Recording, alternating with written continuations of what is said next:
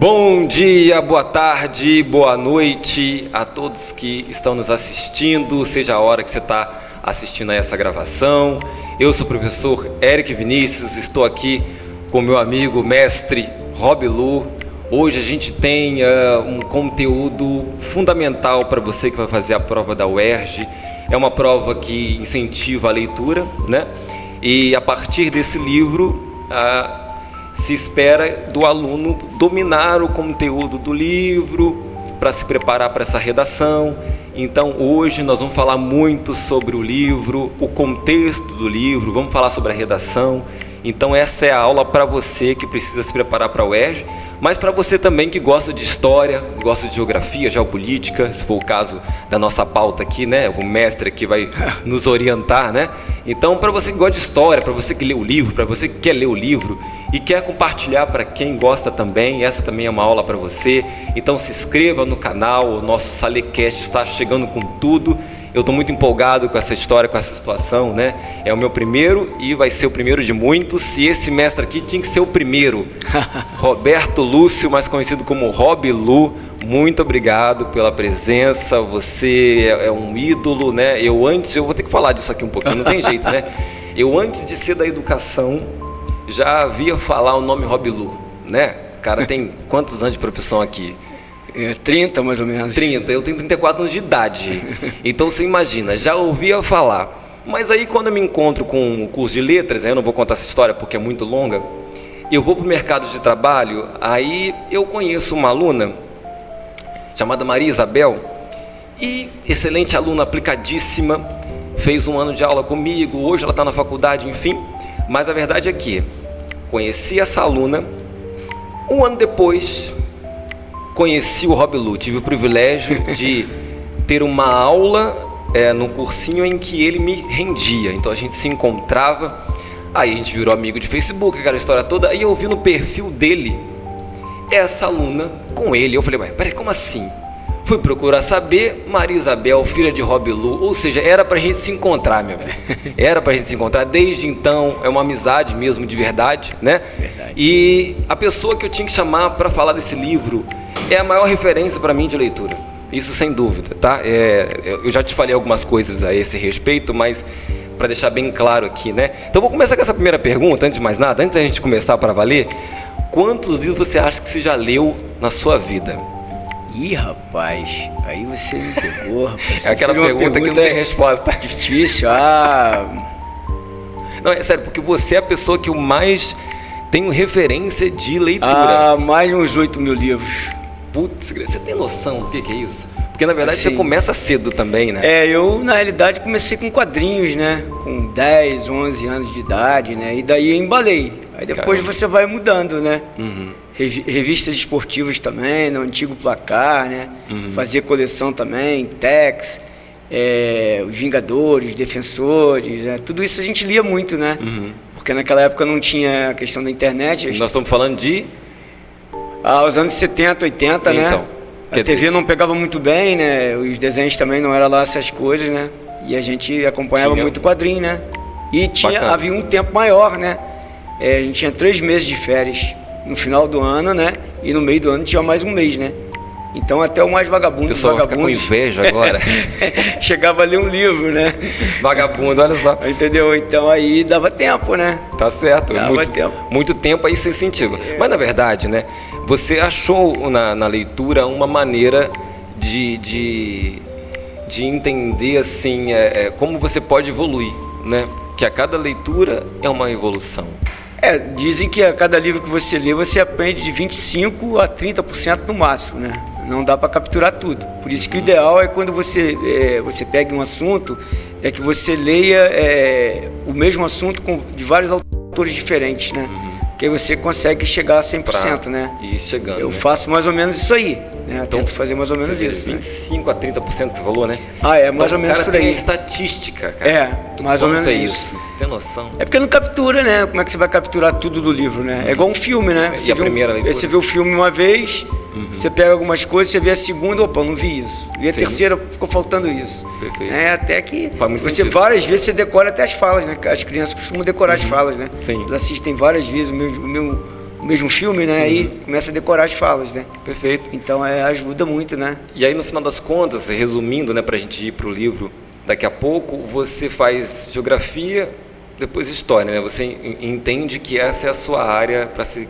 Na realidade eu já estava, tem algumas coisas que ficam dentro da gente, mas a gente não sabe muito identificar o que era, né? O meu esquema foi que eu vim trabalhar na CSN, né? E Volta Redonda é um núcleo, né, de muita efervescência cultural. E eu já lia muito, porque eu sempre morei em Barra do Piraí e voltei a morar lá, né? Tem uma semana que eu voltei e já estou muito alegre de novo, né? Bacana. E eu sempre vinha lendo e voltava lendo. Aí, eu, às vezes, no trabalho, algum intervalo que tinha, lia também. E na CSN, um rapaz, né, chamado Jorge Monção falou comigo, ó, se eu fosse você, eu me enveredava para a área de humanas. Eu fazia história e geografia porque você leva muito jeito. Bacana. As suas conversas, assim, o seu papo, a vocação tá todo ligado a isso aí. Encontra a gente, né? Encontra. Aí eu fui fiz 4 anos de geografia, depois fiz mais 3 de história, fiz uma pós-graduação de geografia, em geopolítica, estava fazendo mestrado em história, estava em defesa de tese, aí que eu acabei me separando, né? No primeiro casamento lá, e acabou me complicando um pouco a minha situação lá, né? Aí, o que não comprometeu em nada, né? Sempre compromete, né? Mas assim, talvez eu volte, né? Academicamente, pra gente que tá de fora, é porque ele é um cara muito modesto, gente, de verdade, assim. E é uma outra virtude, né? Porque nessa área, acho que talvez muitas áreas, né? Talvez todas, a vaidade pode atrapalhar muito a pessoa, né? Em vários aspectos. Atrapalha. Ou o excesso de vaidade, acho que a vaidade é importante. Mas tudo em excesso é complicado. É complicado. Então, quando eu falo que não atrapalhou, é na perspectiva de alguém que te encontra agora com 30 e poucos anos de profissão e vê tudo que você construiu, né? Então, não é à toa que você está aqui. E aí você faz história e geografia, na ordem inversa, na verdade, né? É porque quando eu entrei na universidade tinha dividido, né? Antes era estudos sociais. Quando eu cheguei na universidade, em 1990, 91, aí dividiu. Era história e geografia. E você escolhia. Eu fiz geografia primeiro, depois fiz história, entendeu? Na realidade eu fiz 2 universidades. Fiquei lá uns 7 anos mais ou menos. De 6 a 7 anos mais ou menos. Não me recordo muito, né? Mas eu sou de uma época que era época de muita leitura. Não havia muita situação a não ser o livro. Né? E aí a galera caía dentro do livro, né? Quem queria realmente estudar, quem gostava do negócio, caía dentro do livro, né? E daí a gente vai desenrolando, né? E mesmo hoje com audiovisual, o livro faz parte, né? Então você vê que eu gosto. É um encontro. Eu gosto. Eu acho mais prático, né? Eu sou das antigas, né? Então eu acho mais prático. Sim. Pegou, abriu, leu, marcou a página, não quer mais ler, colocou de lado, abriu de novo, leu de novo. Essa coisa do ler do digital, eu não sou muito adepto, não. Eu ainda nunca li um livro digital. Né? Entendeu? Então, eu nunca li um livro digital. De repente posso até ler e posso até gostar. Eu não gostei muito, mas aí... do movimento, né? Acho que tem todo o movimento ali, enfim. Eu acho que o papel mais prático, na minha opinião. Mas talvez o pessoal mais jovem aí não ache, não veja da mesma maneira, né? Sim. Então E aí, pensando agora mais no livro, né? É só para as pessoas entenderem melhor ainda, principalmente para quem não vai fazer a prova, mas se interessa pelo assunto, né? A UERJ, no exame discursivo, ela promove um livro nessa leitura, nesse incentivo, justamente para que o aluno, a aluna, tenha o compromisso com o contexto literário, o contexto de leitura, para que ele possa se basear, né, ou melhor, a banca possa se basear numa proposta de tema. Então, o nosso propósito aqui é justamente destrinchar o livro e tudo que rege esse meio de campo. E aí eu vou entrar na pauta da redação para a gente absorver o máximo possível dessas informações, porque o tema de redação vai estar pautado em algum assunto do livro, a essência do livro ou alguma polêmica, né? Então esse conjunto aqui, né, ele formado em geografia, história e em letras, é justamente para que a gente possa passar por todos esses caminhos, né? E aí, o que você pode nos dizer de forma resumida? Depois a gente vai explorando alguns pontos, né? Sobre o livro, os personagens, o contexto, enfim. O John Boyle, né, que é o autor, né? Eu leio muito também, eu leio muito romance histórico, tá? Eu não leio só livro da minha área. Eu leio muito romance histórico porque eu acho que o romance histórico ele te dá uma sustentação muito grande. Por exemplo, o meu preferido é o Frederick Forsyth. Eu tenho outros aí, mas o Frederick Forsyth é o meu preferido, né? Que eu acho que ele destrincha muito, né? Isso, ele destrincha, tem gente que não gosta, que ele é muito minucioso, entendeu? E eu já gosto, né? Então, o autor aí do Menino do Pijama Listrado, o John Boyne, contemporâneo, né? Que ele é ficção histórica, né? Mas só que ele trabalha um contexto, né? Ele insere os personagens, mas não vai mudar a história. Isso é que é interessante você olhar no livro. É uma ficção, isso, mas não vai mudar a história. Nos fatos, os fatos históricos. E aí vai ter lá o Fúria, que se refere provavelmente a Hitler. Exatamente. Né? Exatamente. Então, quer dizer, e ele pegou um momento bastante interessante, que assim, a gente deve sempre observar um momento, que é 1934. 1934, por isso que o pai do menino, né, ele não deixa transparecer muita coisa. O menino não consegue entender, o Bruno não consegue entender muita coisa que está acontecendo. Porque, na realidade, o que acontece? Aquilo ali veio desde a década de 20, que o nazismo, né, ele era o Partido Nacional Socialista dos Trabalhadores Alemães.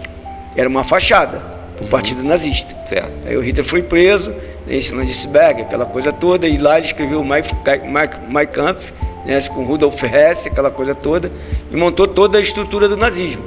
Isso, então, quando o Hitler assume, né, que é 1º de janeiro de 1933, ele vai pegar um momento muito propício, certo? Que foi a crise de 29, ela acabou afetando o mundo inteiro e afetou a Alemanha também. Então a Alemanha tinha 5 milhões de desempregados. Então o Hitler, ele tinha um discurso muito inflamado, era um cara que sabia conduzir bem as massas, e a máquina de propaganda, que é hoje muito trabalhada, né, ela foi muito poderosa naquela época. E naquela época já existia fake news. Na realidade... Não com esse nome, né? Isso, as fake news, elas são bastante antigas. Se você for buscar as fake news, por exemplo, qual é a profissão mais antiga do mundo? É a prostituição. A segunda mais antiga. Você sabe, professor? A segunda mais antiga? É. Não sei. É o espião. O espião? É o espião. Tipo, detetive, isso, sei lá. É o cara que o quê? Que ele entrava nos exércitos inimigos, se passava aquela coisa toda que a gente já conhece, e passava informações falsas. Então, a mentira programada, isso, exatamente, né? De outra maneira. Isso já existia, né? Então, na Alemanha nazista, né, isso existiu muito. Então, na realidade, o que o John Boyne faz? Ele cria uma cidade, né, que haja vista, né, que é uma cidade fictícia. Provavelmente se referindo a Auschwitz, né? Isso. Talvez tenha exatamente, essa porque ali tem um associação. campo de concentração. E o menino não consegue o quê? Ele não consegue entender. Porque, na realidade, por que se fala muito em Auschwitz? Porque a maioria dos campos de concentração eles estavam localizados na Polônia. Aí, a maioria dos judeus, né? Isso. Lá, né? Mas por quê? É uma coisa interessante você observar. Que a Segunda Guerra começa em 1º de setembro de 1939, às 4h45 da manhã.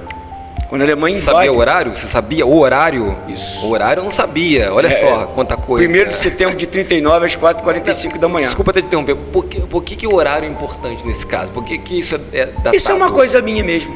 Não é importante, não. Eu que gosto. Você sabe, né? É aquela história do 25%, 30%. Aí você vai lendo o livro ali, você chega a 95% que ninguém chegou. É uma coisa que eu gosto. Tem professores que não acham importante. Eu acho importante para poder... assim, empolgar a aula. Eu acho também, eu acho interessante. Poder empolgar a aula. Empolga mesmo. E aí você prova a questão dos 25%. Porque nesse detalhe o aluno pega. O cara fala, por que 4h45? Porque 4h10 da manhã, os soldados alemães invadiram a Polônia, mataram alguns soldados poloneses, se transvestiram de soldados poloneses, voltaram para a Alemanha, derrubaram uma estação de rádio alemã e a Gestapo fotografou.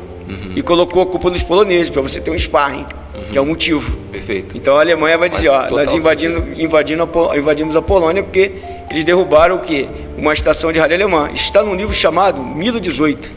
Aí, anota aí, gente. Vai Mila 18. Um monte de coisa aí hoje, tá? Esse livro, Mila 18, você compra ele por R$3. Olha aí. E deve Mila ser 18, ele fala sobre o gueto de Varsóvia, né? Ele vai falar sobre a questão lá da Polônia. Então ele é que dá esse detalhe. Por exemplo, você vai pegar livro de história, da Segunda Guerra, logicamente, o Antônio Beauvoir, essas coisas aí, o cara vai definir isso aí.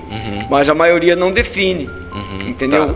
E por que a Polônia? Porque a Polônia é o que, como a gente dizia nas antigas, né? Era um bife a cavalo. Quando o bife era bom, né? Aquele bifão, né? Sim. Aqueles 2 ovos instalados cima por cima. ali. A Polônia tinha 30 milhões de habitantes, 3 milhões e 500 mil eram judeus. Então não existia nenhum país na Europa que tinha maior quantidade de judeus. Sim. Então a Polônia seria invadida, porque na realidade a Polônia alvo automático. é um alvo automático. Ela tinha o quê? Ela era um estado tampão. Foi criada depois da Primeira Guerra, para poder uma parte dela da ex-União Soviética e outra parte da Alemanha. A Alemanha cedeu a parte mais agrícola, isso, e a União Soviética cedeu a parte mais industrial. Mais tarde o Hitler vai chamar de Lebenshaus, o espaço vital. Isso, de Karl Haushofer, que foi amigo dele, era professor de geopolítica na Universidade de Munique. Então, a Polônia tinha vários campos de concentração. Esse Auschwitz ficava na Cracóvia. Né? Tinha Sobibor, tinha Majdanek, esse tinha vários campos de concentração. E o Bruno, né, quando ele começa a se dar conta de alguma coisa, né, já depois da mudança... Ravensbrück, o campo de concentração de mulheres, onde foi executada a Olga Benário. Perfeito. Então. E só para a questão do... A gente pode ficar falando à vontade, não, tá? Não, pode falar à vontade. Não, pode perguntar. Só para puxar o gancho. E ele não consegue identificar ou pronunciar Auschwitz, né? Então ele fala haja vista. Isso. Isso é bom para a galera saber, porque exatamente. Ler o livro é importante, mas eu sempre falo que a análise literária, análise discursiva, o que quer que seja... Ele não colocou esse nome exatamente para o cara o quê? Para o cara... Eu entendo que é para o cara para fazer o leitor pensar. Sim. Igual ele falava Fúria, por exemplo. Fúria já dá para o cara capturar. Sim. Né? Toda hora no filme. Mas haja vista, por exemplo, né?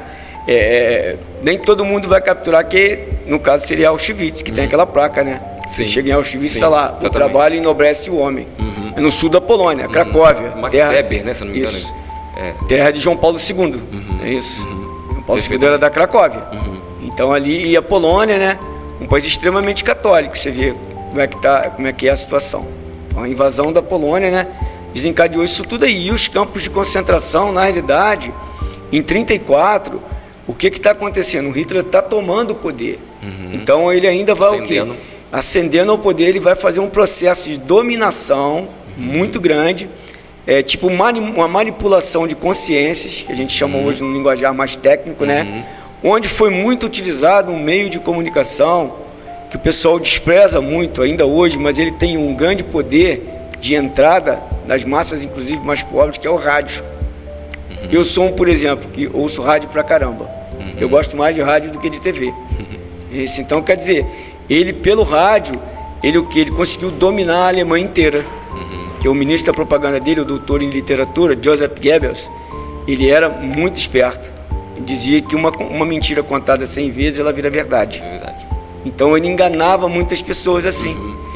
Foi por isso que ele foi conquistando. Aí às vezes as pessoas perguntam, poxa, mas como é que ele conseguiu conquistar tudo isso? Porque ele foi ajudado, o Hitler foi ajudado pelos grandes conglomerados alemães. Os grandes conglomerados alemães, chamados Konzers, por exemplo, a Bayer. Se é Bayer, é bom. A Bayer é de 1884. Então, esses grandes conglomerados alemães, não só alemães, como outros do mundo, ajudaram o Hitler. A IBM, por exemplo. A IBM ajudou o Hitler, ela não é alemã. Ele é americano. Ele chega na Alemanha em 1º de janeiro de 33. Enquanto a Alemanha com 5 milhões de desempregados. Então, o livro chega para fazer já, né? O livro se passa em 34. Então, quando você tem um regime desse estilo aí do nazismo, eles sempre querem passar aquela ideia que é uma coisa boa, que é legal, entendeu? E o pessoal começa a acreditar.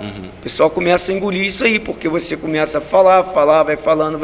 Massa. Aí a massa, né, você vai massificando, né, você faz uma massificação, vamos dizer assim, uma massificação cultural, faz com que todo mundo que pense basicamente a mesma coisa, que é um trabalho que o Adorno fala muito bem, né, que é a indústria cultural.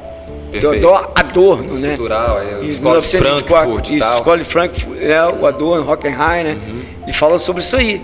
E o Hitler trabalhou muito bem essa questão ali. A questão da massa e o garoto ficava impressionado, né? Porque ele não conseguia entender. Ele estava invocado que ele não tinha ninguém para brincar. As crianças gostam de brincar. Ele não tinha ninguém para brincar. Tem uma coisa que muitos críticos falam sobre a obra, e é algo que eu também observei, não para fazer coro à crítica, mas para ter um outro olhar. Qual é a crítica, né? De que essa inocência, não sei se você vai concordar com a crítica ou comigo, que essa inocência da criança seria algo ruim, como se desvalorizasse ou não fosse verossímil a ideia de que as crianças já eram ensinadas a ser eugenistas, vamos dizer assim, né? Mas como é uma obra de ficção, ele tem esse foro da ficção, eu entendo que essa inocência ali talvez seja para... eu vou falar da redação daqui a pouco em relação a isso, seja para dar um desfoque ou uma discrepância no mundo de adultos que criam ideologias discriminatórias, você tem crianças que uma judia e a outra alemã, de filhos nazistas, né? Que se dão super bem, apesar dele não saber e de ser uma crítica ele não ter sabido, uma vez que se coloca que toda criança poderia saber, já é doutrinada tal, mas também a gente não sabe com que idade que uma criança é doutrinada, então é muito difícil. Ele tinha 9 anos, né? Então, ele tinha 9 anos. Eu vejo mais como uma inocência que o autor queria colocar para fazer uma discrepância de adultos, né, sendo influenciados. Ele faz isso, mas ao mesmo tempo, ele faz isso realmente isso que você falou, mas ao mesmo tempo ele mostra que o menino, ele o quê? Ele é adultilizado, eles tentam adultilizar o menino, mas o menino ele mostra resistência. Tá. Ele mostra resistência, tanto ele mostra resistência que ele começa a questionar. A menina não, a irmã não. A irmã não. Então... A irmã, a Gretel, né, já foi dominada. Inclusive ela gostava lá do Tenente Rockwell, né? Ele chegava lá, ela ficava toda empolgada, né? Exatamente. Ela apresenta isso que a crítica estava querendo colocar no menino também. No menino, né? Mas só que ele é o contrário. Tanto é que eles tinham confrontos, né? Sim. Irmãos sempre têm confrontos. Eles tinham lá confrontos. Logo depois ela começou a não brincar mais com boneca. Quando ela começou a se apaixonar, já mudou. E aí, isso é muito interessante você falar, para a gente não ficar paranoico nessa crítica e de falar que o livro é ruim por causa disso, por exemplo, né? É claro que... Eu não achei um livro ruim, assim, vou te dar minha opinião sincera. Eu achei um livro simples. Simples. Assim, para poder... justamente para o público infanto-juvenil. Perfeito. Né? Se você pegar um livro mais... tipo um Mila 18, igual eu estou descrevendo aqui, ele é um livro mais denso, né? Se você pegar o próprio Ken Follett, que trabalha muito com a Segunda Guerra, é um romance histórico, né? O Leon Woods, né? Aí As Espiãs do Dia D, né? Então, Jack Dawes, né? As Espiãs do Dia D, né? E outros livros aí você vai ter uma leitura mais rebuscada, entendeu? Ali é mais... Na pauta ele não se aprofunda tanto. Não meio misterioso, até na visão do menino, isso, né? Exatamente. Autor meio terceira pessoa, ao mesmo tempo primeira pessoa, né? Até porque se você começar a aprofundar muito, a galera não lê. A grande verdade é essa aí. Por isso que eu estou te dizendo. Eu gosto do Forsyth, que eu acho ele minucioso, mas tem gente que não gosta. Pessoas inteligentíssimas. Tem gente que não. Eu já gosto. Certo. E aí... Aí tem um menino nessa visão, né, dentro do contexto dos campos de concentração. Sim. Né? Você acredita que há pouca menção a Hitler aí, pouco profundo nesse sentido, ou não? Ele dá umas pinceladas.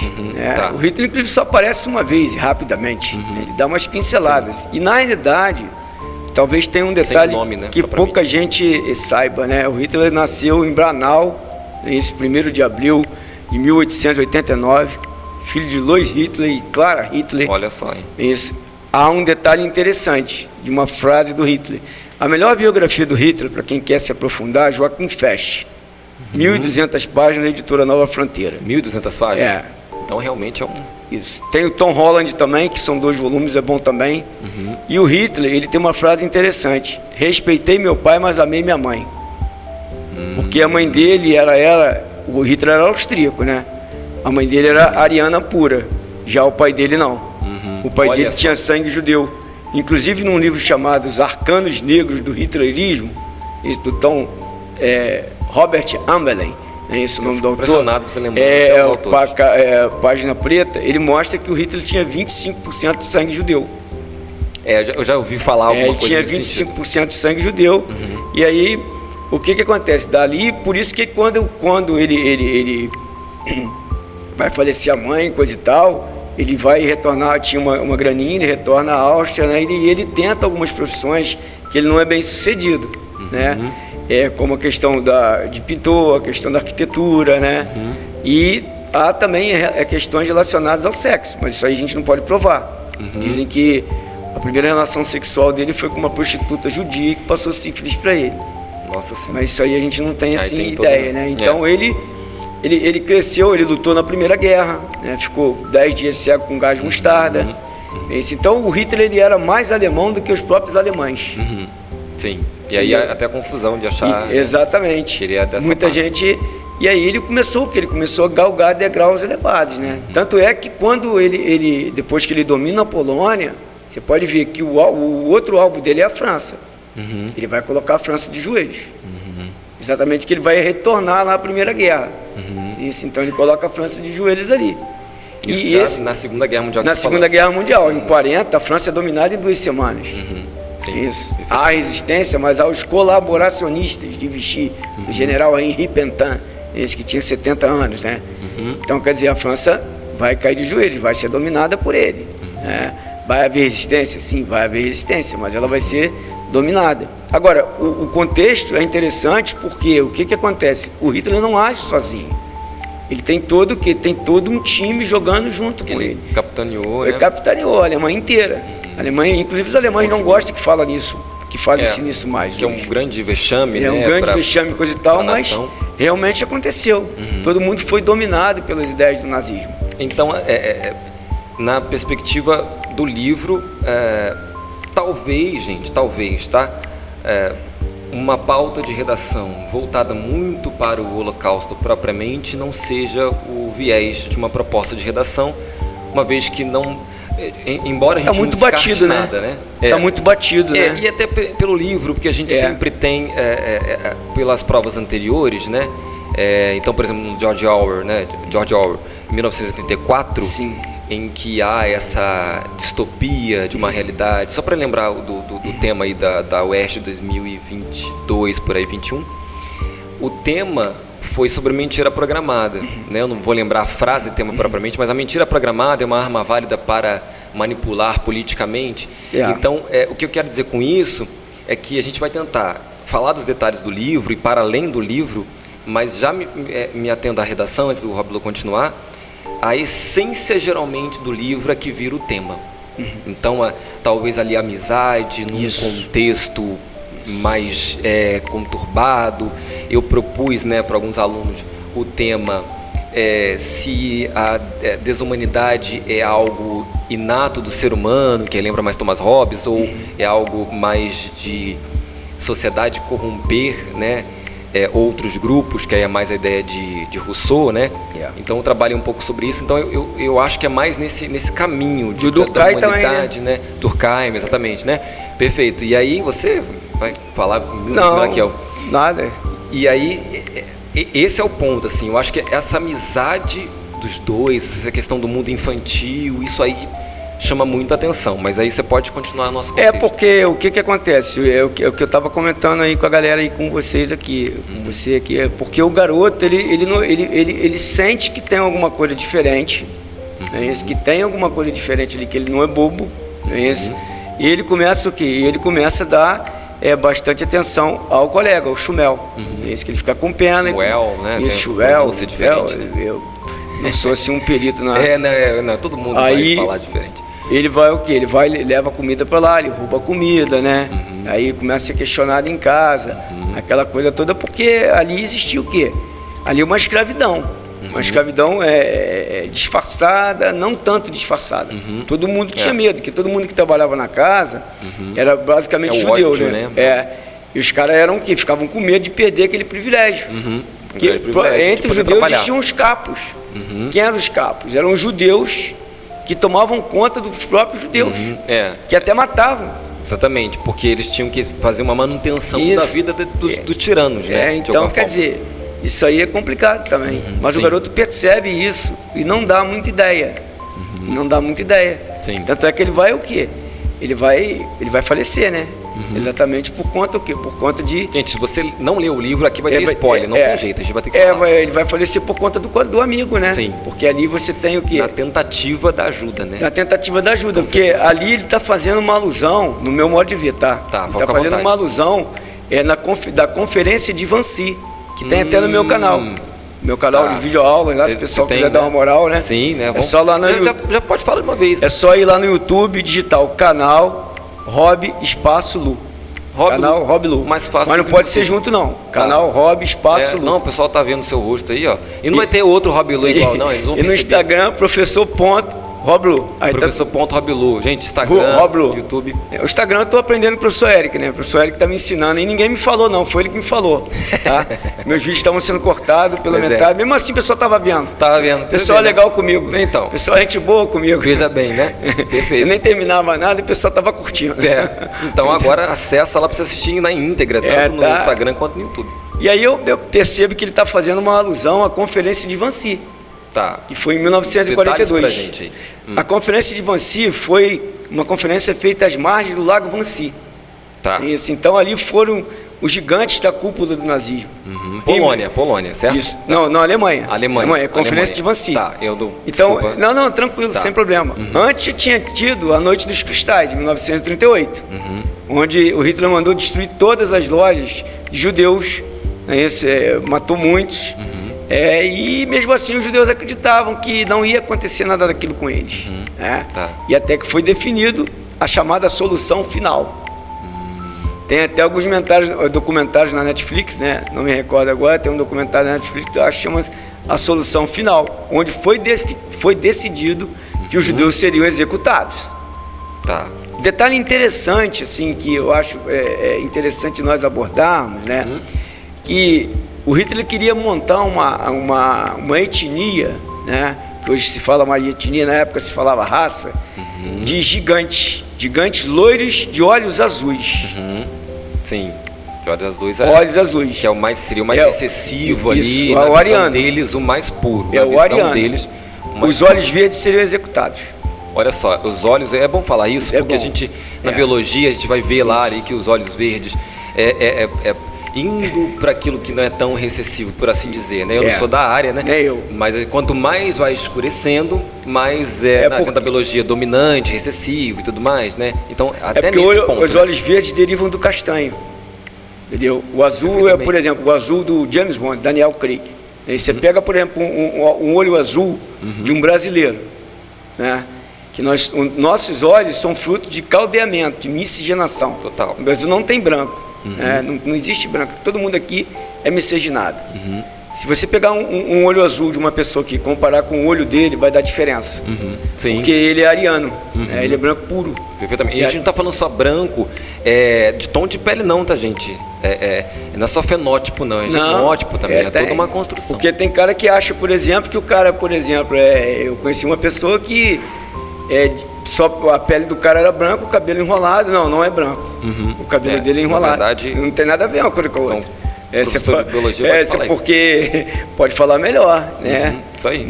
É um caractere. Então, até nessa pauta aí, até a cor dos olhos tem influência. Na visão extremamente odiosa. Sem fundamento, né? Isso. Científico. O Hitler, aí você falava de 42 lá. É da Conferência de Vancy. Isso. Então ali seria a solução final. Ali foi definido que os judeus seriam executados. Tá. E aí começou a se fortalecer os campos de concentração, onde um dos mais famosos foi Auschwitz. Perfeito. Então, provavelmente ali onde onde o cara vivia, exatamente, né? ali por perto ali, o pai estava tomando conta daquele campo de concentração ali.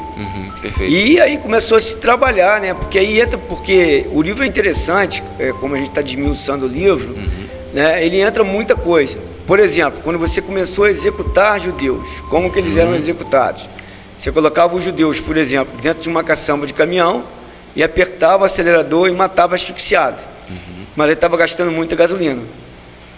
Aí depois eles começaram a construir grandes fornos. Os fornos de Hitler. É o nome de um livro.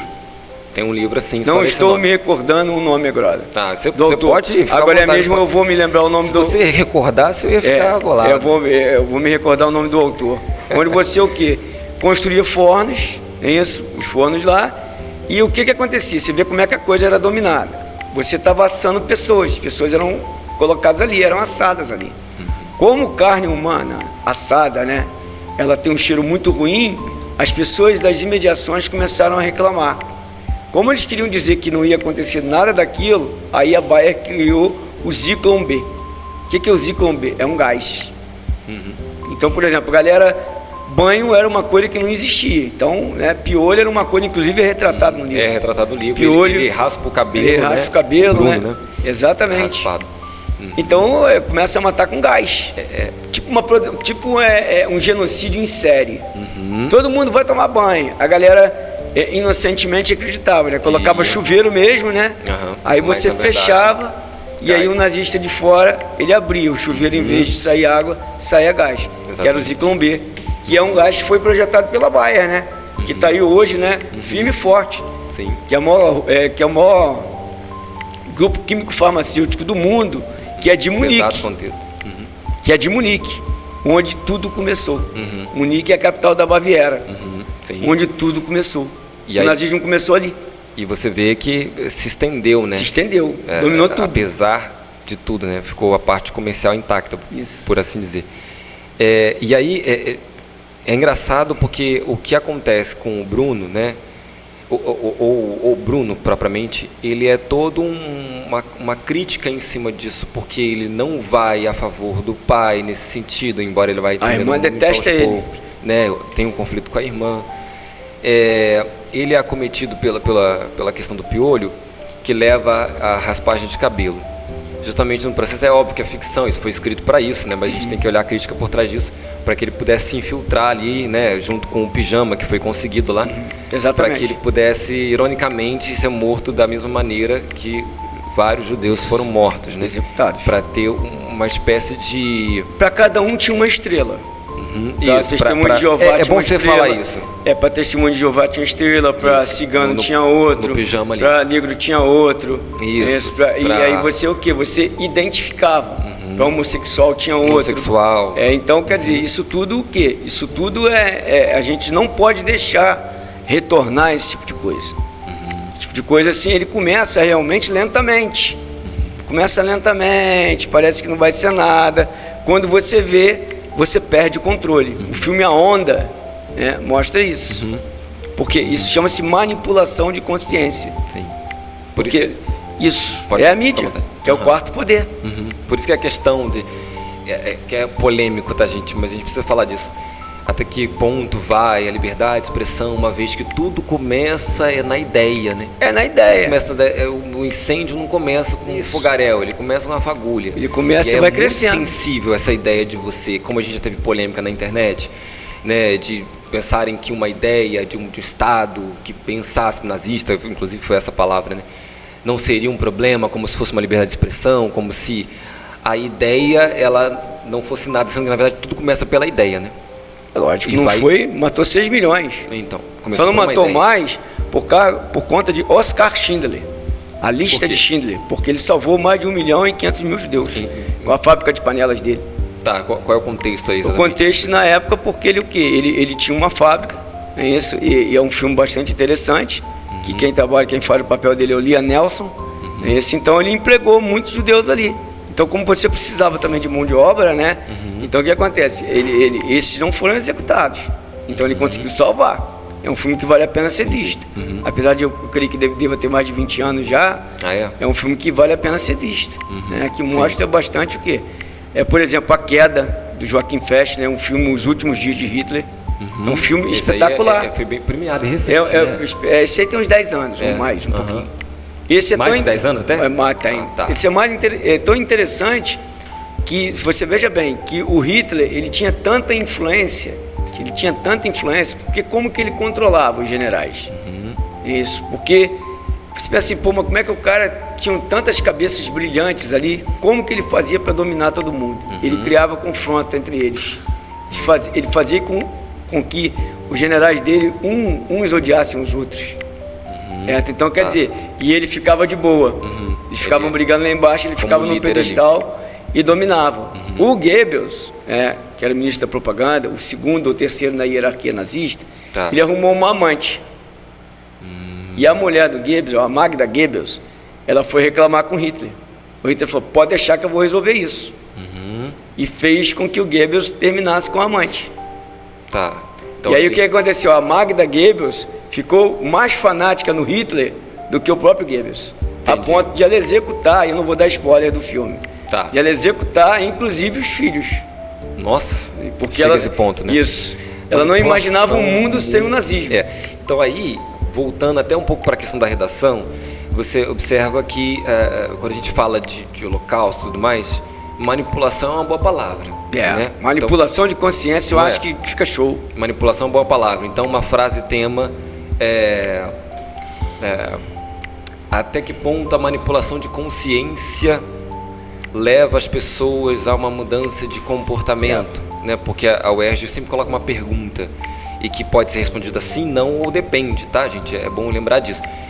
Porque você não vai fazer uma redação sobre o livro, eu preciso só não, sem problema, pode ir tranquilo, eu tô aqui aprendendo. Não é sempre só, aliás, vamos lá, você não tem que fazer uma redação sobre o livro, né? Senão vira uma resenha, aí é diferente, né? Mas o livro serve como base para se chegar a algum assunto, alguma criticidade que a gente pode falar no contexto do livro ou não, pode falar num contexto mais contemporâneo, pode se referir à política, à manipulação política. A pergunta que eu fiz agora como se fosse um tema, né? A manipulação de consciência pode ser uma arma, aí você pode falar da política moderna, né? Pode fazer um recorte histórico. E é importante dizer isso porque a democratização que essas frases, temas dão em relação a você escrever é muito importante. Você pode falar do histórico das revoluções, de todas as revoluções. Pode. Que é Eric Hobsbawm, A Era das Revoluções. Aí, já anota aí, A Era das Revoluções. Um livro espetacular. Que é uma resistência, uma manipulação. Né? Então, é bom lembrar, eu vou deixar ele continuar, porque a parte histórica é muito interessante, mas é bom você saber que a essência do livro, ou de alguma parte do livro, pode te levar a uma frase tema, e aí você pode responder que sim, que não e que depende. E o depende tem os dois lados, né? Às vezes manipula, às vezes não manipula, porque tem a resistência, né? Quer dizer, então é bom vocês lembrarem disso, tá? Tem uma liberdade de escrita muito grande em aspecto social, aspecto político, cultural, pode falar de religião. O livro não fala de religião, talvez não diretamente, né? A gente sabe que a questão judaica em relação ao judeu, né? Ele não fala. Ele não fala, mas ele você tem episódios interessantes. Por exemplo, existe um livro do John Cornell chamado Pio XII, o Papa de Hitler. O pessoal vai me matar aí. Né? Porque o Pio XII, ele fez vista grossa para a matança de judeus. Ele só começou a se manifestar quando começou a morrer judeu na Itália, especificamente em Roma. Mas por quê? Porque os judeus sustentavam a cúpula fascista. Logicamente que tem outros livros já retratando o Pio XII. Isso. Mas a gente sabe que o Pio XII, ele fez vista grossa, exatamente, que vai voltar lá em Jesus de Nazaré. Nossa Senhora. Jesus ou Barrabás. Porque Jesus como judeu, né? Jesus ou Barrabás, né? E aí o que acontece? Depois veio o catolicismo e a igreja não vai o quê? Ela não vai também perdoar isso aí. Né? Então quer dizer, o mundo também precisa de perdão, né? A gente precisa se perdoar, né? Então todo mundo, né? Assim, perfeito. Em relação, né, tudo que está acontecendo no mundo, né? Se um lado não ceder, né? Então o que acontece? Você, por exemplo, você está vendo agora aí um confronto no Oriente Médio. Vamos dizer, os mais conservadores, eles querem explicar o confronto no Oriente Médio somente pelo lado religioso. Somente pelo lado religioso. Entendi. Mas só que aí não dá. Político e não, aí não dá, né? Ali não dá. Porque ali tem água, tem petróleo, tem religião, tem terra fértil, tem território, tem posição geoestratégica. Aí quando às vezes o cara vem falar comigo, pera lá. Aí o cara vai lá em Abraão. Tá raso, né? Aí eu até vou com ele em Abraão. Vou lá em Ismael, vou em Isaac, coisa e tal. Pra poder explicar, entendeu? Da divisão. Exatamente, ali, né? Porque o cara julga que você não entende muita coisa. Isso aí não entende não, porque isso aí é a Bíblia, não. O cara de história tem que entender um pouquinho, né? Não, mas e ainda mais você que de fato consome, você consome mesmo. Eu gosto. Consome, então não tem jeito, né? Eu gosto. Eu que não entraria numa com você. Eu ia perder. Você está bem, tranquilo, ia mandar lá Eu ia perder. Os esquemas da literatura, coisa e tal. E aí, essa coisa dos meninos e no campo de concentração. Será que a gente pode imaginar também alguma coisa, já que a gente falou agora há pouco da questão da religião, né? O livro não trata muito a questão da religião, né? Mas vamos ir para essa pauta. De repente, até por uma questão Mas já existe. Né? Já existe. O quê? Eu não vou citar aqui, mas se você pegar algumas religiões, eu não vou citar. Tá. Que algumas religiões aí, se você não for da religião deles, não conversa. Não, sim. Esse cara é do mundo. Essa música é do mundo. Isso, entendeu? Sim, entendi. Não, então, tem religiões aí poderosíssimas. É o que? É a máquina de propaganda. É a máquina de propaganda. Mas é aquele negócio, não deixa o cara aprofundar muito. Se o cara começar a perguntar muito, já tira um cara. Sim. Se começar a fazer muita pergunta, sim. Esse cara é perigoso. Então, vamos lá. Do ponto de vista de um tema em que possa trabalhar a questão da manipulação, por exemplo, dá para fazer um recorte religioso, tranquilo. Não necessariamente tranquilo. Uma religião específica, porque o livro não trata sobre isso, mas é bom a gente lembrar, a gente pode sair do livro, deve, se ficar só no livro, vai configurar como resenha, né? E resenha é outra história, não é texto dissertativo argumentativo. Com uma inspiração no livro. Às vezes a pessoa fala, mas por que o livro? Para te inspirar a pensar em possibilidades manipulação, por exemplo. Você pode, por exemplo, olhar com tranquilidade, você pode fazer um link da sociedade consumista de massa, um crescimento, não é crítica, tá? É apenas uma colocação, tá? Um crescimento das religiões neopentecostais, né? Trabalham muito com a questão do ter. Isso, então, o que acontece? Há uma penetração muito grande delas nas áreas mais pobres. Exatamente porque é aquela questão do ter. Não é isso? Do ter.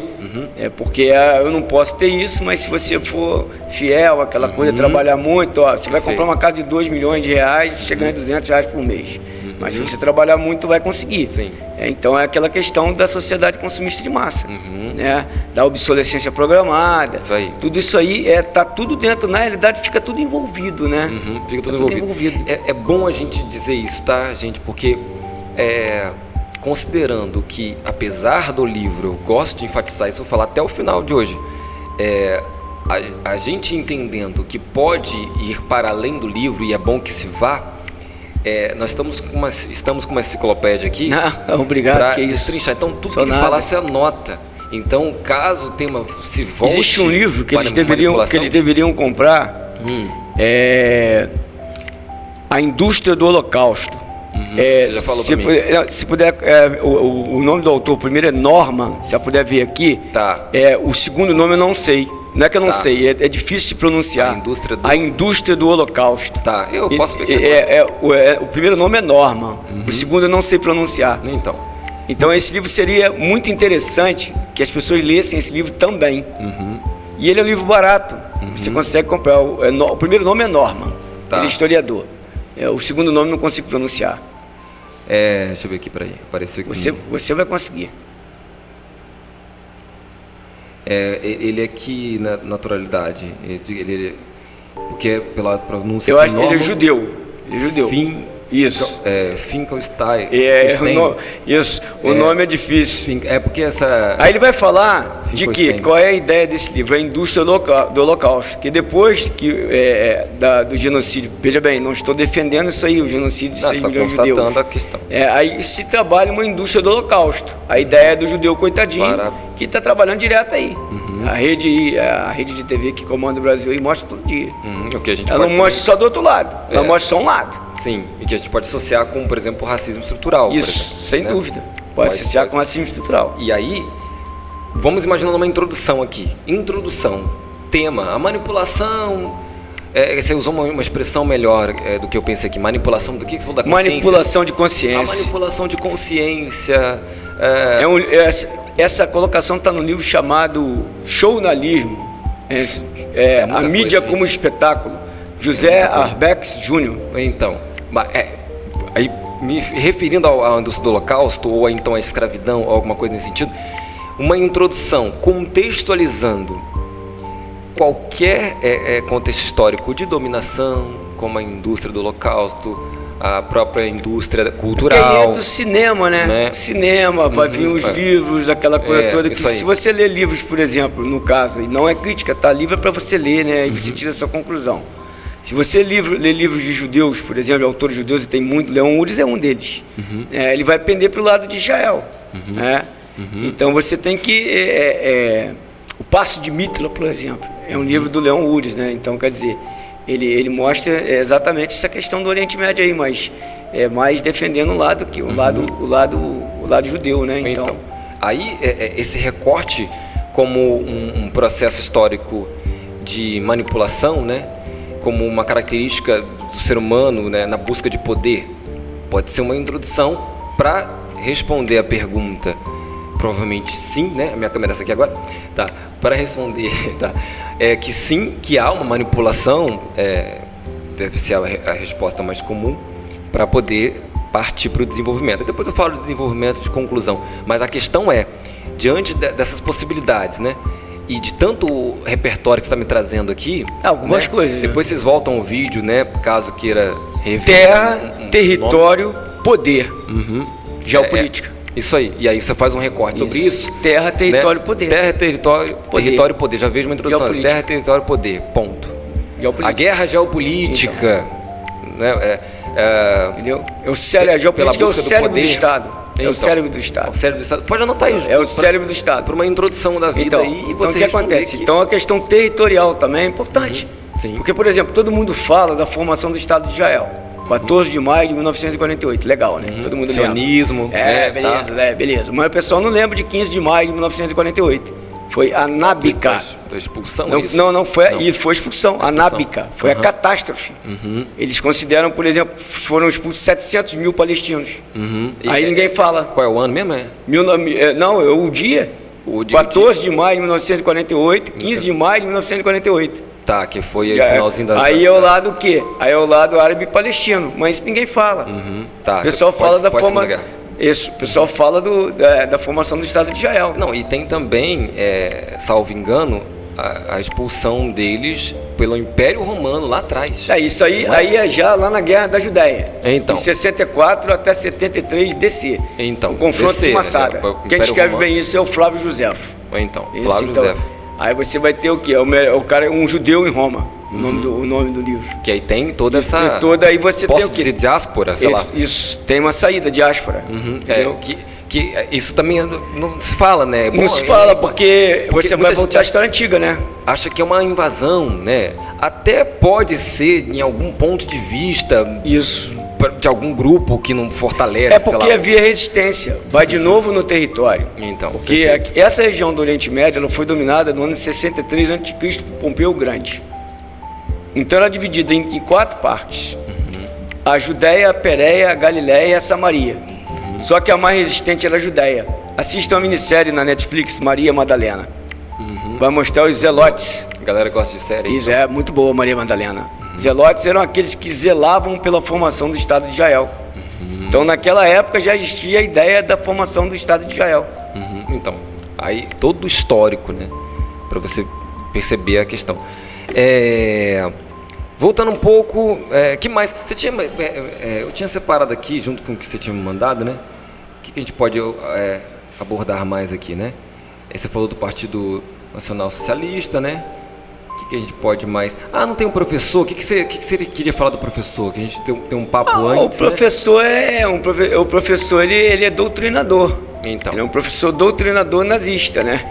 Antes de você concluir, é bom lembrar que teve um ano que a prova você vai... Ele fez o garoto detestar a história e geografia. Então, vou chegar lá, porque só para lembrar que, às vezes...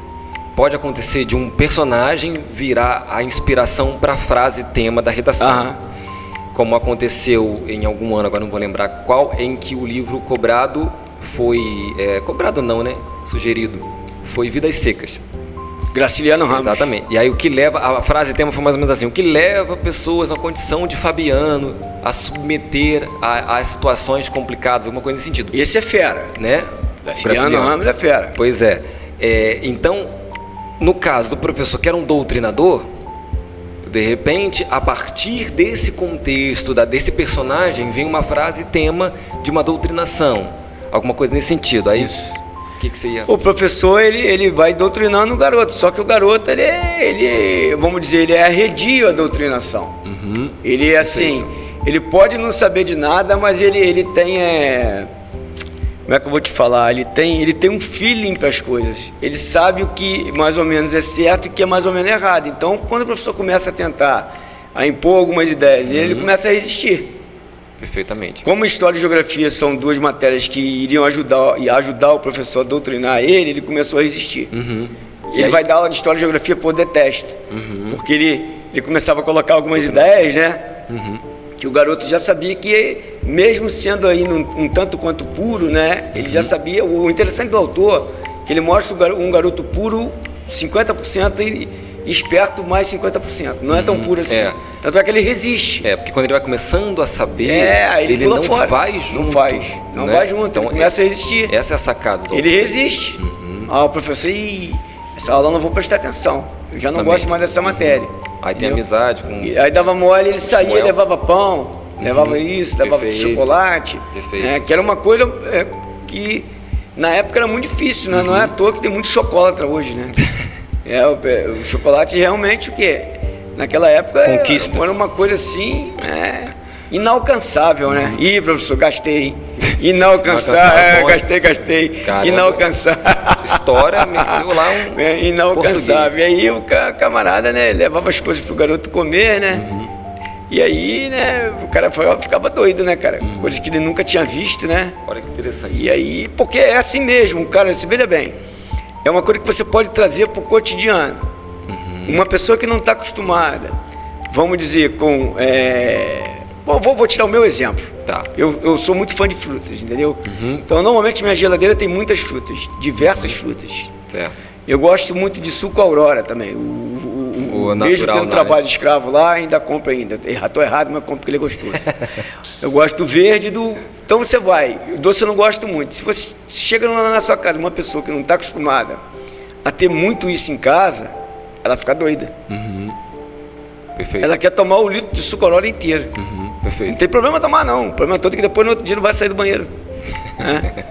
Então isso acontece, porque eles lá não comiam. Tanto é que ele fala que todo mundo magro, né? Todo mundo magro. E já teve momentos, por exemplo, nos anos 90, a guerra da Iugoslávia, ela ressuscitou os campos de concentração. Em 91 ou 94. É mesmo? Um bom livro para entender a guerra da Iugoslávia seria O Vingador, Frederick Forsyth. Um romance histórico espetacular. Não existe livro que explique melhor a guerra da Iugoslávia com ficção histórica. Muito bom. Caramba, olha, eu vou te falar uma muito coisa. Bom. Repertório para mais de metro. Muito legal o Vingador. Explica tudo, entendeu? Deixa eu aproveitar uma coisa que a galera gosta de ter como carta na manga, né? Qual é a relação que você faz, aí talvez seja uma pergunta idiota, mas enfim, qual é a relação que você faz com a história do Brasil, também de uma certa doutrinação, a questão do racismo, manipulação política, qual é a relação que você faz com isso, com o nazismo e esse histórico, porque para que as pessoas entendam também que citar as coisas do Brasil na redação como referência, já que o domínio que a galera vai ter é para falar da estrutura do Brasil, você vai falar da política, vai falar da você pode economia, voltar na AIB, né? Ação Integralista Brasileira, as camisas então, verdes exemplo, de Plínio Salgado, conseguiu o quê? Um monte de adeptos aí. Tá. Era uma ideologia ligada ao nazismo. Tá. Até porque o Getúlio, o quê? O Getúlio... É isso que eu queria... o Getúlio, ele foi Vargas. o quê? Isso, Getúlio Dornelles Vargas do Nascimento, nascido em São Borja, em 1882. Isso, então, o que acontece? Você tem um dado interessante aí, que o Getúlio, ele tinha tendência nazifascista. Tá. Tinha tendência nazifascista.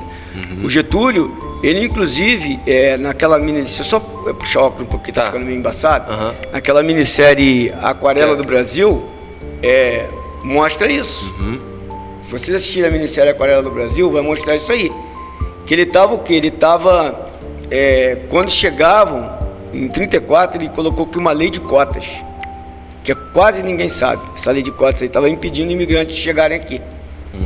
Por quê? Porque ele estava querendo impedir judeus de chegarem aqui. Tá. Então, quando o cara chegava, ele fazia exame até de ossometria, para poder identificar. Entendeu? Porque ele tinha tendência nazifascista. Certo? Tá. Mas aí o que aconteceu? Os Estados Unidos percebendo isso aí, tipo assim, o Brasil vai entrar na guerra. Se o Brasil entrar na guerra do lado da Alemanha, nós estamos perdidos. Porque o Brasil é uma grande potência geopolítica, geoeconômica, geoestratégica na América Latina. Aí o que o americano fez?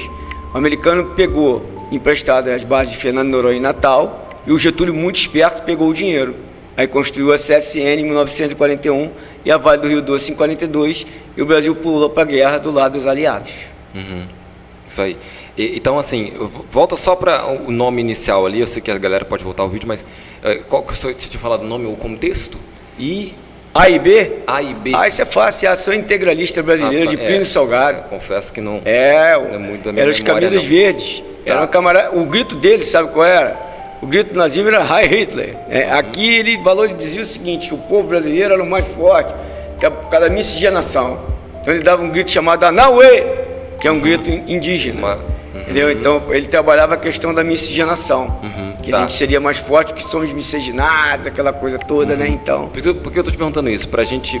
Não, eu sabendo, eu vou falar. Chegando agora. Se eu não souber, eu não vou falar. Eu estou imaginando agora esse desenvolvimento para falar das pautas brasileiras, se for a manipulação, se for algo relacionado à alienação coletiva e tudo mais. Então, uma coisa importante que a gente tem que observar no livro do Gessé Souza, A Classe Média no Espelho, ele mostra isso. Ele mostra algumas coisas interessantes. Inclusive eu tenho uma videoaula no meu canal chamado Manipulação de Consciência, onde eu faço uma pirâmide, onde eu coloco lá em cima, no topo da pirâmide, 1%. Sim. 1% dos mais ricos. Sim. Esse 1% dos mais ricos, eles dominam tudo. Tudo, inclusive a mídia. Então esses 1%, eles dominam os 20% da classe média, que é formadora de opinião. Isso. E os 80% que estão na base, que não sabe de nada, argumentos. Vão o quê? Mídia. Vão poder o quê? Mídia. Que é o quarto poder. Midiática. Isso é o quarto poder. Dá para voltar no George Orwell lá, dá pra voltar. 1984, falar dessa sociedade distópica de mídia, porque é um Big Brother mesmo, né? Nessa sociedade de manipulação. Eu queria aproveitar mais isso, os contextos brasileiros agora. Você pode, imaginando aproveitar esse tema. Você pode pegar por essa área. Pode pegar até o Stan Lee. Stan Lee tem o Complexo Industrial Militar Midiático dos Estados Unidos. Nossa Senhora. Isso fica em Seattle. O pessoal vai conhecer, que é a terra da série que as mulheres gostam de ver. Grey Anatomy, né? Grey's Anatomy? Então, a galera gosta de ver aquilo. Então, é em Seattle. Tá. Então, por exemplo, se você vai ao cinema assistir Os Vingadores, custou R$20. O ingresso, 50 centavos, vai para o Complexo Industrial Militar Midiático dos Estados Unidos, para fazer arma. Adivinhe quem é o primeiro comprador de armas dos Estados Unidos? Se você adivinhar, eu te dou R$100. O primeiro comprador de armas dos Quem Estados é que Unidos? mais compra armas dos Estados Unidos? O país? Bom, sei lá. Depois é tão fácil, tá tão na cara. Não sei. Israel. Israel? O domo é o aliado, né? O domo de ferro, lá, eu intercepta os mísseis. Não pensado Mas por quê? Porque 70% da economia americana está sentada no pilar judaico. Perfeito. Vamos falar mais do Brasil para a gente ir mais para a conclusão, para eu falar para a galera como é que é uma conclusão, né? Então, a introdução, faz um contexto histórico, pode inclusive fazer o contexto histórico do próprio livro, não tem problema nenhum. Pode fazer. Na sua tese, a depender dessa resposta, dessa pergunta, que eu ainda continuo batendo na tecla, que é algo de manipulação, a ingenuidade humana, ela é quebrada pelo poder, a ingenuidade humana pode ser quebrada pelo poder, já que ou a humanidade pode ser quebrada pelo poder, me referindo às crianças que eram amigas e o Bruno, que não tinha, né, esse lado, né, que ele tinha resistência, na verdade, né? Então, pensando agora mais em argumentos, em questões sociais, em questões políticas, filosóficas, que a gente tem no Brasil para explorar em relação a isso, né? Em relação a problemas, a ódio. Então, você falou da mídia, muito importante isso, Sim. né? Aí a gente pode ir para redes sociais, quarta revolução industrial, né? A indústria 4.0. Isso, indústria 4.0, como a era digital efervescente, né? Então Sem dúvida. aí a fake news nasce, né? Nasce. Aí nasce a fake Direto. news propriamente, né? Direto. Com esse nome, né? Isso. O que mais que a gente pode falar? A questão, claro, da ideologia racista. Isso né? aí é uma questão que no Brasil existe uma coisa interessante que a gente pode colocar aí como um racismo camuflado. Apesar de não existir branco no Brasil. No Brasil não existe branco. Mas tenta-se embranquecer a raça. Mas aí... Tenta. Sinto dizer, mas... Não vai conseguir. Não vai conseguir. Porque o Mas tem poder uns é camaradas do que têm uma pele um pouco mais queimada, né, e ascende socialmente, né?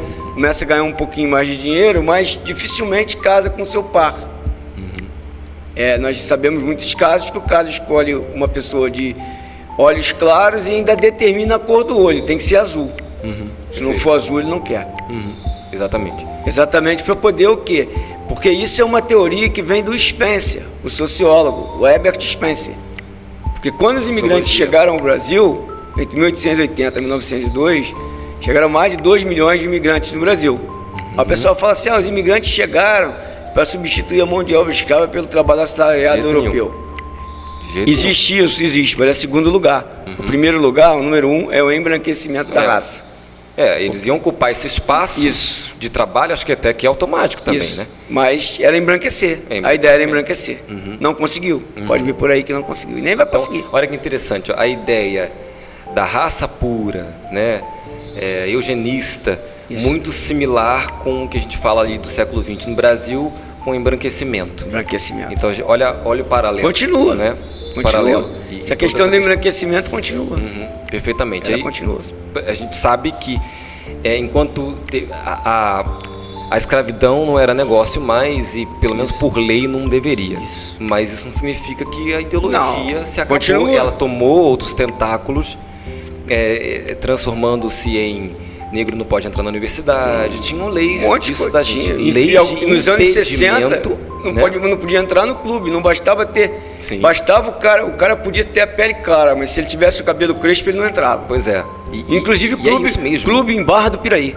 Né? Então, tá a minha cidade. Então, impedimento de um lado e embranquecimento do outro. O cara não entrava não. Podia ter a pele clara, mas se o cabelo fosse crespo, não entrava não. Porque retoma. Eu sei porque já perguntei pessoas que viveram a época, nos anos 50 e 60. Questão de pele retinta. É toda uma questão. Porque são outras coisas também, né? Se você é branco, mas conjuga o candoblecismo... Isso, aí já te olha de outro jeito. Já te olha meio enviesado. Porque é a construção... E se você buscar, por exemplo, assim, questão de ordem religiosa, se você for buscar, por exemplo, vamos dizer que o Brasil fosse um estado teocrático, a religião oficial teria que ser a Umbanda. Que nasceu no Brasil, histórico, né? É um misto, por exemplo, do culto do negro, do branco e do nativo. Boa. Nasceu em 1908. Muito bom.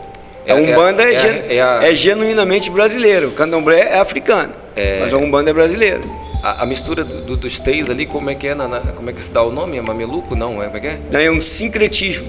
O sincretismo religioso. na questão étnica, né? Na questão étnica tem um monte. Tem um monte, mas aí o sincretismo, o sincretismo religioso que se convive com grande tranquilidade na Bahia.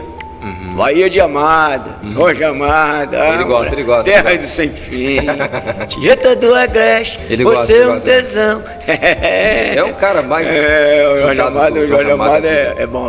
Eu gosto muito dele. Bem. Escreve bem. Bom... Que mais? Acho que é isso, né? Acho que já posso pensar numa conclusão que é simples. Mas antes de eu pensar em conclusão, né? Eu vou fazer um resumo bem rápido aqui então que a gente falou de introdução, desenvolvimento e conclusão. Mas antes, que você tenha alguma outra consideração que a gente tenha falado aqui sobre o livro, sobre esse contexto, alguma outra coisa? Não, a gente abordou tudo. Abordou bastante coisa. Pegou bastante coisa e os campos de concentração, né? A questão dos judeus. Eu queria que você falasse um pouquinho mais, só a questão mais política por si só, para virar argumento para a galera aí, né? Algo relacionado à manipulação, de novo, eu batendo nessa tecla, né? Vamos pensar assim, né? O nosso histórico político é de golpes, já sei. Né? Pode falar. Você está falando na Alemanha? Não, do Brasil mesmo. Aqui... Que possa se referir a uma coisa de manipulação, de doutrinação. Aqui teve um monte de golpe. Então, já começa em 1889. 1889 teve um golpe, 1930 teve um golpe. Isso, 1964 teve um golpe. Isso, e em 2016 teve outro golpe. E aí, o que está por trás do histórico brasileiro em relação a isso? Muito simples. Porque não é território, não é religioso. Coisa simples. A coisa mais simples que tem. Coisa simples. Economia. Quando o Estado, por exemplo, ele começa a ajudar o pobre, ele tem que sair. Quando o Estado começa... Isso. Entendi. Quando ele começa a beneficiar muito o pobre, ele tem que sair, ele tem que ser retirado. Tá. Essa é a grande verdade. Mas no caso de 89 não é bem assim. Não. Lá atrás foi o quê? Ali foi uma questão o quê? Foi um golpe, você tem o quê? Porque o exército queria chegar ao poder. O exército não tinha tanta força. Então, quando você tem a proclamação da República, você tem questão política, questão militar, abolicionista e religiosa. Então, você pode ver que os militares chegaram ao poder, mas não ficaram muito tempo. Foi o Deodoro da Fonseca e o Floriano. Foi de 1889 a 1894. Depois veio a República do Café com Leite. E aí voltou o quê? Voltou de novo lá. O primeiro presidente foi o Prudente de Moraes, que era um cafeicultor paulista. E aí vai, revezando Minas e São Paulo. Tanto é que o golpe de 64, aí você faz a conexão. Ele partiu de onde? Operação Popeye. Ele partiu de Minas. Olímpio Mourão Filho. Perfeito. Quer dizer, você ainda tem um resquício. Assim, tem. Né? Operação Popeye, inclusive, passou por Barra do Piraí. Em Minas, por exemplo, se o Goulart tentasse resistir ao golpe, tinha duas situações. Uma é a Operação Brothersan. A Marinha Americana estava bem próxima à Baía de Guanabara. E outra que Minas tinha combustível para viver pelo menos uns 6, 7 meses. Ia tentar ficar isolada ali. Entendi. O combustível estava entrando pelo Porto de Vitória.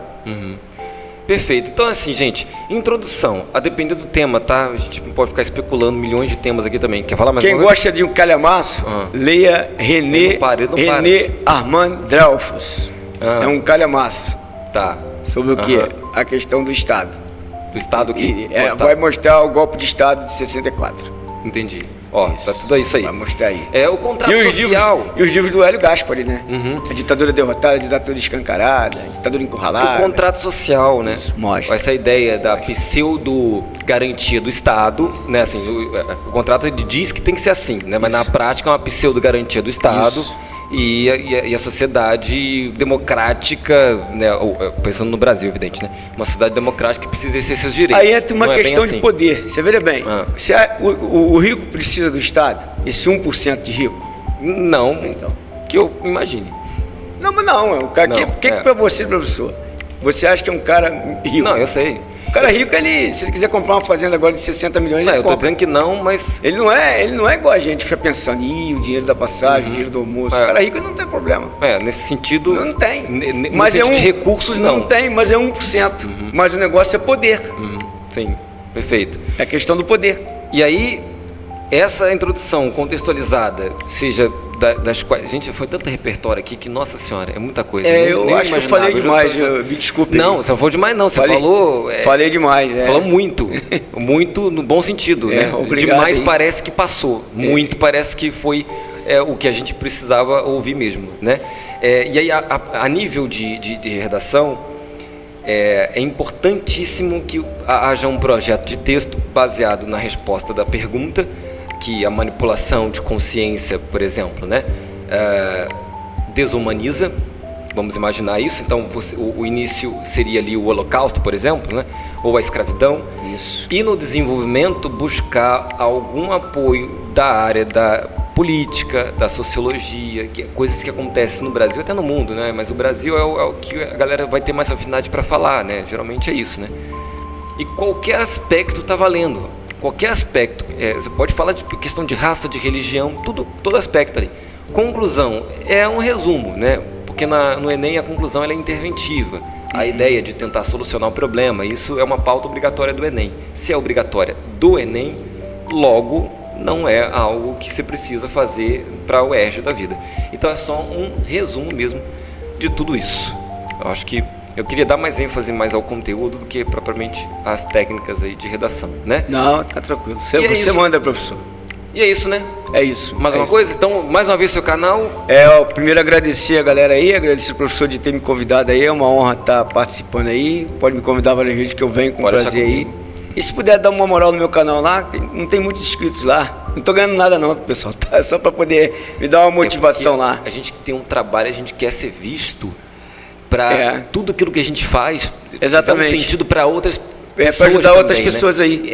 Essa é a coisa da educação, Aí né? compartilhar. E Sim. lá no Instagram, que eu tô aprendendo a manipular ainda, né? Perfeito. É professor.roblu. E o meu Perfeito. canal só ir no YouTube, o canal Rob Espaço Lu. Pronto, vai aparecer. Maravilhoso. Essa cara feia lá, e aí vocês vão dar uma moralzinha pra mim lá. Então, valeu, pessoal, um mais uma abraço vez. aí. Obrigado. Muito obrigado, tá? Mestre, admiração total. Se inscreva no canal mais uma vez, ative o sininho, aquela história toda, né? Isso. E aí me siga lá no Instagram também, né? Vou Sim, deixar aqui o meu Instagram. professor aqui, Eric né? Vinícius. É claro que os meus conteúdos, né? Não chegam às coisas É aqui muito melhor do que o meu. né? O homem Mas manda técnica. O homem manda técnica. Eric Vinícius _prof. Aí, viu? Né? Pronto, é isso, gente. Muito obrigado e até a próxima. Até a próxima, pessoal. Valeu. Um grande abraço aí.